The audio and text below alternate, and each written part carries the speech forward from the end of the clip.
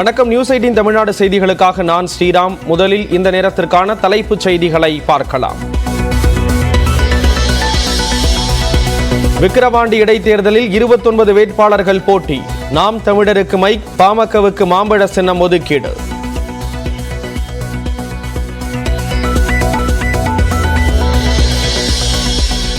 திருவாரூர் மாவட்டம் முத்துப்பேட்டை அருகே அரசு மேல்நிலைப் பள்ளியில் ஆசிரியர்கள் இல்லாததால் தவிக்கும் மாணவர்கள். மாற்று சான்றிதழ் கேட்டு பெற்றோர் வாக்குவாதம்.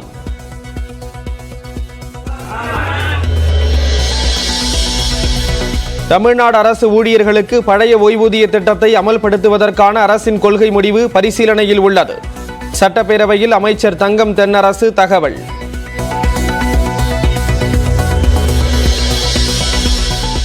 தொகுதி மேம்பாட்டு நிதி 3 கோடி ரூபாயை எம்எல்ஏக்களே நேரடியாக தொகுதி வளர்ச்சிக்கு செலவிடலாம். 2 கோடி வரை மட்டுமே செலவிட வேண்டும் என்ற கட்டுப்பாடு நீக்கப்பட்டதாக சட்டப்பேரவையில் அமைச்சர் துரைமுருகன் அறிவிப்பு.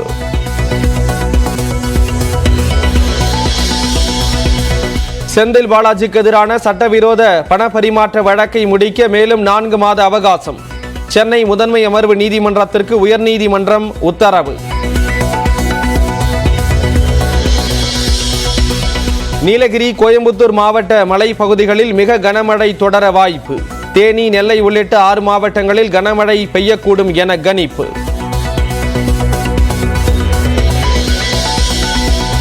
சென்னையில் 2 நாட்களுக்கு மாலை இரவில் மிதமான மழை தொடர வாய்ப்பு. 100 டிகிரிக்கு குறைவாகவே வெப்பம் பதிவாகும் என கணிப்பு. மக்களவை எதிர்க்கட்சி தலைவராக தேர்வானதற்கு வாழ்த்து தெரிவித்த முதல்வர் மு.க. ஸ்டாலினுக்கு ராகுல் காந்தி நன்றி. தெற்கிலிருந்து வடக்கு வரை இந்தியாவில் உள்ள ஒவ்வொரு குரலும் நாடாளுமன்றத்தில் ஒலிக்கும் என்பதை உறுதி செய்வோம் என எக்ஸ் தளத்தில் பதிவு.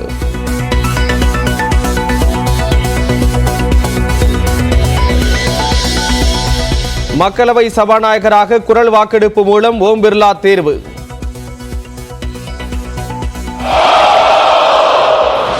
Shri Om Birla is declared elected as the Speaker of this House.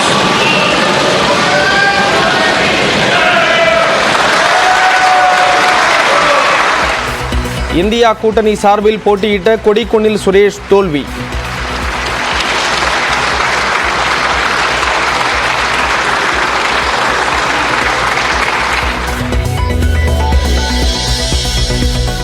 மக்களவையில் திருமாவளவன் பேசிய போது ஆஃப் செய்யப்பட்ட மைக்.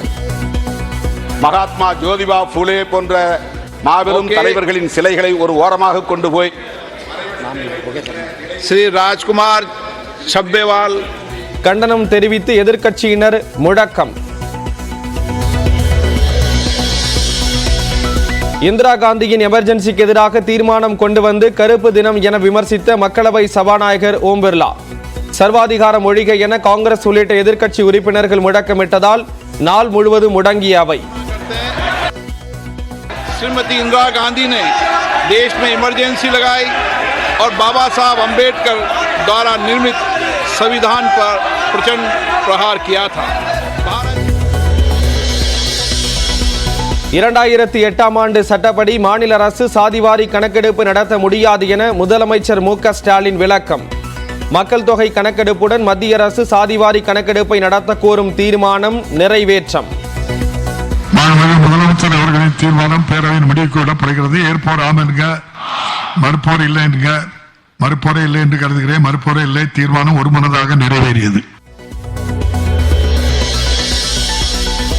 மாநில அரசு சேகரிக்கும் தரவுகளை வைத்து சட்டம் இயற்றினால் நீதிமன்றங்களால் ரத்து செய்யப்படும்.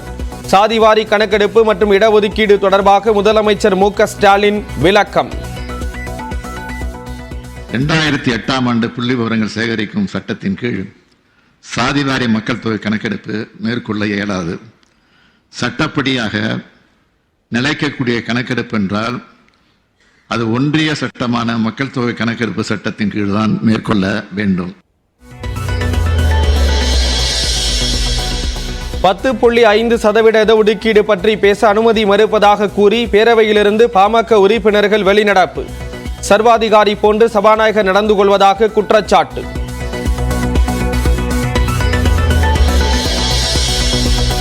வன்னியர்களுக்கு இடஒதுக்கீடு வழங்க சாதிவாரி கணக்கெடுப்பு அவசியம் இல்லை என அன்புமணி பேட்டி. உள்ஒதுக்கீடு வழங்க திமுக அரசுக்கு மனமில்லை என குற்றச்சாட்டு. நடப்பு சட்டப்பேரவை கூட்டத்தொடர் முழுவதும் அதிமுகவினர் சஸ்பெண்ட். அமளியில் ஈடுபட்டதை அடுத்து சபாநாயகர் அப்பாவு நடவடிக்கை. எதிர்க்கட்சி தலைவர் எடப்பாடி பழனிசாமி அவர்கள் தலைமையில் இங்கே வருகை தந்து வெளியே சென்ற அனைத்து உறுப்பினர்களும் எஞ்சிய நாட்களுக்கு இந்த கூட்டத்தொடர் முழுமைக்கும் இந்த அவையிலே பேரவை பணிகளில் கலந்து கொள்ளக்கூடாது என்ற உத்தரவை பிறப்பிக்கின்றனர். கள்ளச்சாராய உயிரிழப்பை விட வேறு என்ன முக்கிய பிரச்சனை இருக்கிறது என சபாநாயகருக்கு எடப்பாடி பழனிசாமி கேள்வி. சஸ்பெண்டை எதிர்த்து நாளை உண்ணாவிரதம் இருக்க அதிமுக எம்எல்ஏக்கள் முடிவு.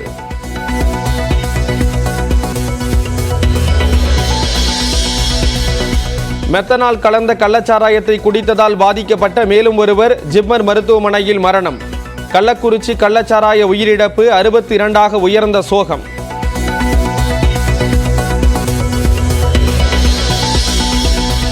நாளை மறுநாள் மாணவர்களுக்கு விஜய் ஊக்கத்தொகை வழங்கும் விழா. பாஸ் இருந்தால் மட்டுமே அனுமதி என அறிவிப்பு.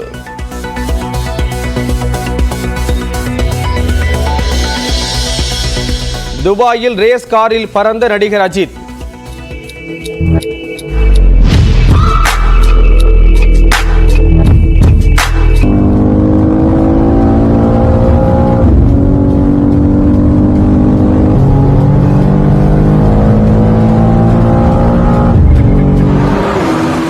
வீடியோ வெளியானதால் ரசிகர்கள் உற்சாகம். விக்கிரவாண்டி இடைத்தேர்தலில் 29 வேட்பாளர்கள் போட்டியிடுவது உறுதியாகியிருக்கிறது. திமுக உறுப்பினர் புகழேந்தியின் மறைவை அடுத்து விக்கிரவாண்டி சட்டப்பேரவை தொகுதிக்கு இடைத்தேர்தல் அறிவிக்கப்பட்டது. அதன்படி கடந்த 14ஆம் தேதி முதல் 21ஆம் தேதி வரையிலான அவகாசத்தில் 64 பேர் வேட்புமனு தாக்கல் செய்தனர். இதையடுத்து கடந்த 24ஆம் தேதி நடைபெற்ற பரிசீலனையின் போது 29 பேரின் மனுக்கள் ஏற்றுக்கொள்ளப்பட்டு 35 பேரின் வேட்புமனுக்கள் தள்ளுபடி செய்யப்பட்டன. வேட்புமனுவை திரும்ப பெறுவதற்கான கடைசி நாளான இன்று யாரும் வேட்புமனுவை வாபஸ் பெறவில்லை. இதனால் விக்கிரவாண்டி இடைத்தேர்தலில் 29 வேட்பாளர்கள் போட்டியிடுவது உறுதியாகியுள்ளது. இவர்களுக்கான சின்னங்களும் ஒதுக்கீடு செய்யப்பட்டன. திமுக வேட்பாளர் அன்னியூர் சிவாவுக்கு உதயசூரியன் சின்னமும், பாமக வேட்பாளர் சி அன்புமணிக்கு மாம்பழ சின்னமும், நாம் தமிழர் கட்சி வேட்பாளர் அபிநயாவுக்கு மைக் சின்னமும் ஒதுக்கீடு செய்யப்பட்டது. சுயேட்சை வேட்பாளர்களுக்கு ஆட்டோ ரிக்ஷா, தீப்பெட்டி, குக்கர், தர்பூசணி உள்ளிட்ட சின்னங்கள் ஒதுக்கப்பட்ட நிலையில் சுயேட்சை வேட்பாளர்கள் 4 பேர் பானை சின்னத்தை கேட்டதால் குலுக்கல் முறையில் சிவசக்திவேல் என்பவருக்கு பானை சின்னம் ஒதுக்கப்பட்டது. வேட்பாளர்கள் இறுதி செய்யப்பட்டுள்ள நிலையில் வரும் ஜூலை 10ஆம் தேதி வாக்குப்பதிவு நடைபெற உள்ளது. ஜூலை 13ஆம் தேதி வாக்குகள் எண்ணப்படுகின்றன. முன்னாள் அமைச்சர் செந்தில் பாலாஜிக்கு எதிரான சட்டவிரோத பண பரிமாற்ற வழக்கை முடிக்க சென்னை முதன்மை அமர்வு நீதிமன்றத்திற்கு மேலும் 4 மாத அவகாசம் வழங்கி உயர்நீதிமன்றம் உத்தரவிட்டுள்ளது. சட்டவிரோத பண பரிமாற்ற வழக்கில் செந்தில் பாலாஜி கடந்த ஆண்டு ஜூன் 14ஆம் தேதி கைது செய்யப்பட்டார். அவருக்கு எதிராக சென்னை முதன்மை அமர்வு நீதிமன்றத்தில் அமலாக்கத்துறை குற்றப்பத்திரிகை தாக்கல் செய்துள்ளது. இந்த வழக்கில் ஜாமீன் கோரி செந்தில் பாலாஜி தாக்கல் செய்த மனுவை தள்ளுபடி செய்த உயர்நீதிமன்றம் வழக்கை 3 மாதங்களில் விசாரித்து முடிக்க வேண்டும் என கடந்த பிப்ரவரி மாதம் உத்தரவிட்டிருந்தது. எனினும் சென்னை முதன்மை அமர்வு நீதிமன்றத்தில் இதுவரை விசாரணை தொடங்காத நிலையில் விசாரணையை முடிக்க மேலும் 4 மாதம் அவகாசம் வழங்க கோரி முதன்மை அமர்வு நீதிமன்றம் தரப்பில் உயர்நீதிமன்றத்திற்கு கடிதம் எழுதப்பட்டது. இது குறித்து விசாரித்த நீதிபதி ஜெயச்சந்திரன் முதன்மை அமர்வு நீதிமன்றம் விசாரணையை முடிக்க ஒத்துழைக்க வேண்டும் எனவும் விசாரணை நீதிமன்றங்களுக்கு கால வரம்பை நிர்ணயிக்க கூடாது என்ற உச்சநீதிமன்ற உத்தரவை சாதகமாக பயன்படுத்தக்கூடாது என்றும் அறிவுறுத்தினார்.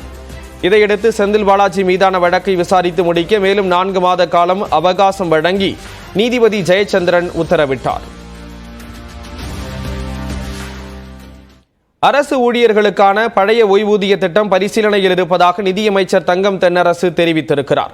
தமிழ்நாட்டில் 2003ஆம் ஆண்டு ஏப்ரல் 1ஆம் தேதிக்கு பிறகு அரசு பணியில் சேர்ந்தவர்களுக்கு பங்களிப்பு ஓய்வூதிய திட்டம் செயல்படுத்தப்பட்டு வருகிறது. இதை திரும்ப பெற்று மீண்டும் பழைய ஓய்வூதிய திட்டத்தையே செயல்படுத்த வேண்டும் என அரசு ஊழியர்களும் ஆசிரியர்களும் கோரிக்கை விடுத்து வருவதோடு பல்வேறு கட்ட போராட்டங்களையும் முன்னெடுத்தனர். இந்த நிலையில் பழைய ஓய்வூதிய திட்டத்தை செயல்படுத்துவதற்கான சாத்தியக்கூறுகளை ஆராய குழு ஒன்றை தமிழ்நாடு அரசு அமைத்தது. இந்த நிலையில் சட்டப்பேரவையில் பேசிய நிதியமைச்சர் தங்கம் தென்னரசு, சாத்தியக்கூறுகளை ஆராய அமைக்கப்பட்ட குழு ஓய்வூதிய ஒழுங்குமுறை வளர்ச்சி ஆணையத்துடன் ஆலோசனை நடத்தியுள்ளது என்றும் பழைய ஓய்வூதிய திட்டம் குறித்த அரசின் கொள்கை முடிவு பரிசீலனையில் உள்ளதாக தெரிவித்தார்.